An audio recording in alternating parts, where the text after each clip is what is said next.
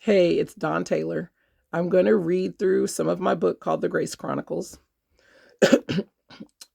It says, sift through the poetic revelations of one woman within the process of finding her voice during emotional, social, and spiritual trials. This is a journey for me, myself, and God.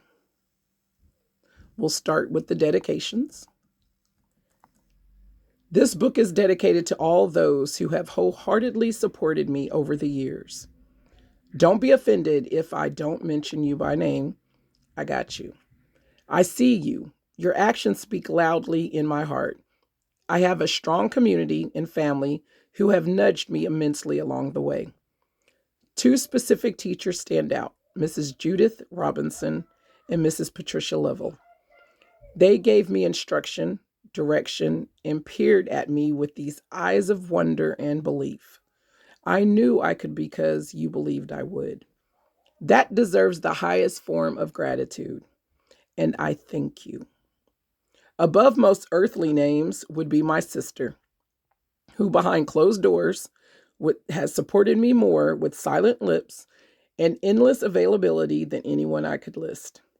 Without her bizarre open door and late night phone calls, I would not have completed this book. I mean, I could have, because this was inevitable. It was a work in my spirit, but I would not have done it. Thank you, Sissy.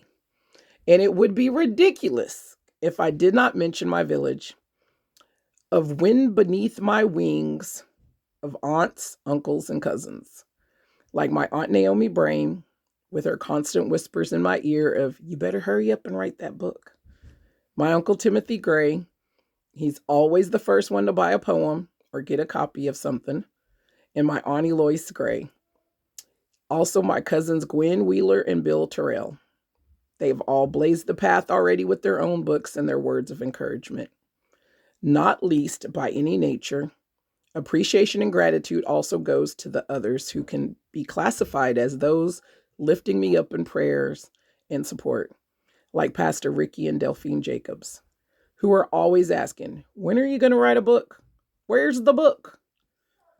For all of those that I mentioned and all of y'all that I didn't mention, my love is off the charts for you all. 1 Corinthians 15:10 says, but by the grace of God, I am what I am. And his grace to me was not without effect. No, I worked harder than all of them, yet not I, but the grace of God that was within me. Introduction. My life is just a never-ending story of God's grace, pulling me out of my own risky and sticky situations, just as it begins to look dire. His grace also continues to set me up in situations to be at the right place at the right time. This book has been stewing in the creative juices of my mind for some years, until God finally turned up the heat and brought it to a boil. These verses and pages are records of my different trials, triumphs, tribulations, and jubilations. Within these pages are glimpses of my soul. I pray that my words, God's words that have been implanted in me, will minister to your spirit. My years on this planet have taken me through several unexpected twists and turns. Nevertheless, what these poems mean to me may not be what they express to you. So at this moment, I won't go into all the sort of details and facets of my life that brought me this far. Know this: I am a servant of God. I opened my heart to his knock at age 13. I am currently a daughter, a sister, a mother, a devoted cousin, a niece, a friend, and several other roles as God leads. These different mantles of responsibilities have taken me full force on this roller coaster we call life, and the result lies before you in this bounded text. Some of these situations got prayed through, others were screamed upon, some I just had to press on, and even others ignored and slept through. There were times when I wished, hoped, gave up, manipulated, and leaned on God every inch of the way. The main thing that has brought me through it all and kept me sane, looking towards the finish line, has been God's grace. Vine's concise dictionary refers to God's grace as a divine favor and states that in this respect, the word grace has a stressed meaning of its freeness and universality. Its spontaneous character, as in the case of God's redemptive mercy. And again, the verse that is most dealing and most appropriate for what you're about to experience is 1 Corinthians 15:10. But by the grace of God, I am what I am. And his grace to me was not without effect. No, I worked harder than all of them, yet not I, but the grace of God that is within me. For someone born with respiratory disease, as myself, grace is best described as sweet smelling, that deep breath God bestows upon me. It's not always enough to take a breath of life. Sure, that mere breath will keep you living, but the good stuff is in that sweet smelling deep breath. The extra just because breath, that's grace. That moment in your day when you inhale and your chest fills with your favorite scent, as in the morning when your nostrils catch a hint of a fresh cup of coffee or the robust flow of cinnamon rolls warmed by the oven. The deep breath of life that makes you excited to be up and alive. That's the extra stuff. That's grace. All this book is, and all that it might produce in your life and in mine, is God's extra just 'cause good stuff. First chapter. Me. Dawn. The sky is dark and all is dim, for dawn has not yet arose. She lays asleep across the hills with her head back and her eyes closed. The morning cannot yet start without the shining smile of dawn. The hearts of many men are dark, for dawn has not yet arose. Frequently I sit and think of my world, i.e., my family, my neighborhood, my community, my friends, my people. I think of my race. I think of my color. I think of my uniqueness and my abilities. I think of my struggle. I think of your struggle. I think of their struggles, all of us. I sit and I wonder about my rights and privileges, the sacrifices that were made to get me here. Black activists in the 60s, slaves in the mid 17th and 18th centuries, and my Savior on Calvary. I sit sometimes and think of all the blood shed and all the smiles shared to make our world. I wonder about God's plan and his love. I think about my pride for my race and myself and how hate so easily treads in a decent person's heart. I remember again God's plan and his love, and I sit and I think about my world. So in this journey discovering my world, I've thought about my loves and also my hates. My hatred of the stereotypes I face each day, the sadness that sometimes shadows my heart for the way things are in this realm of life.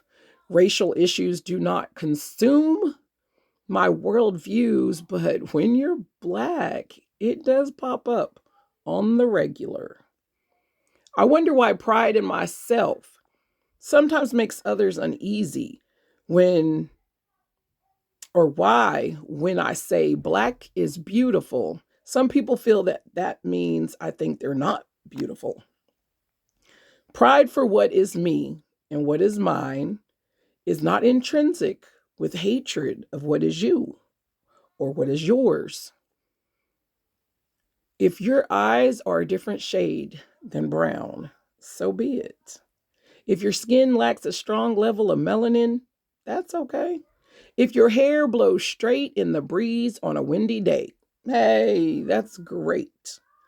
If your daddy was Jewish, if your mama was from Pakistan, I love that we can share this world, no matter the several differences between us in this orbiting ball that we all call home. It's not a problem to me to love you and still love myself. I love that my eyes are dark brown, almost black.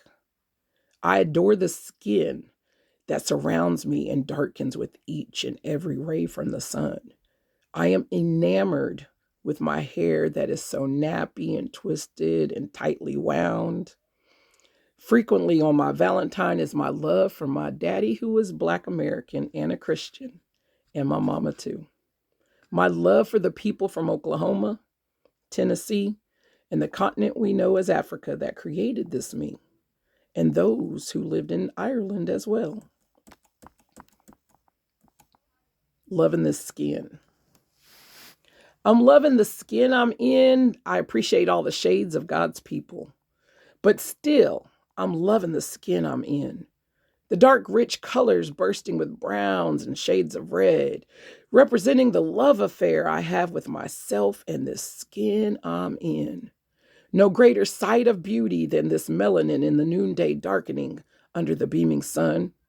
No greater feeling than to wake up in the cool of the morning while the sky is still in a haze of purples, yellows, and oranges, than to view upon the face of Zion's best. From my twisted locks to my crusty toes, every inch of glorious Nubian beauty. Yes, I'm loving the skin I'm in. I appreciate all the shades of God's people, but still, I'm loving the skin I'm in, for it is dark and rich, overflowing with bursting colors like browns and reds. They wax over this mere shell and represent the love affair I'm having with me and the skin I'm in. A love affair I'm having with my family, my pride, my people, and my world. My self-pride. Nappy-headed and happy. Full of pride. Let me relax my cornrows and watch my hair graze my shoulders or twist it up into an African joy-filled tiara across my dome. My roots. Through the hills of African jungles to the deep valley of the bayous of the South, resting peacefully here in the fields of Oklahoma. My roots. They have twisted and they're forming, nappy as they want to be, but I feel free. Let me wrap it up, bump it, relax it to the side, twist it, roll it, braid it up with pride. Give me that hot comb and I'll press it through to the ends, but nothing I do will ever change where I begin. Let's try a color or two or three or four. Mix it up with green, red, and orange. Maybe today I'll be blonde, or brunette with auburn highlights. Maybe today I'll have dreads or perhaps a long mane down my back. Though my roots only stretch to the nape of my neck, my possibilities are endless. My roots may have started twisting and forming, nappy as they want to be, but I am free. Thank you, Garrett Augustus Morgan. Thank you, George Washington Carver and Madam C.J. Walker. Your pride and your Nubian ingenuity has served us well. Though we continually change our outward appearance, our roots remain the same. They sustain our African heritage and European influence and lead us back to our pride on the Black side. My everlasting beauty. I can cut off my hair or shave it all off. Who cares if it grows back? That is not where my beauty is at. I'm loving the skin I'm in, but my beauty is more than skin deep. Though the skin I'm in has so much beauty to it, my beauty surrounds me in every way. It's in my walk. It's in my talk, my thoughts, and my visions. My beauty at first glance may derive from my mother and my father, but look again. I am the beauty of thousands of kings and queens who were African. I am the beauty of millions of dark-skinned slaves. I am the beauty of young Negro farmers who worked the fields of amber waves. I am the beauty of pale-skinned Black Americans who conquered the American dream. I am the beauty of Europeans whose appearance was not of chocolate, but a cream. I am beautiful every moment of every day. That's because God made me this way. Though my frame has increased over the years, my eyes will not shed salty tears. For this is my God-given shape, and I shall remain proud of who I am. No burning cross will make me ashamed, nor any white supremacist or Ku Klux Klan. No supermodel of light tawny skin will make me think thin or reclaim bleach cream in my daily regimen. As Popeye said, I am who I am, and that's all that I am.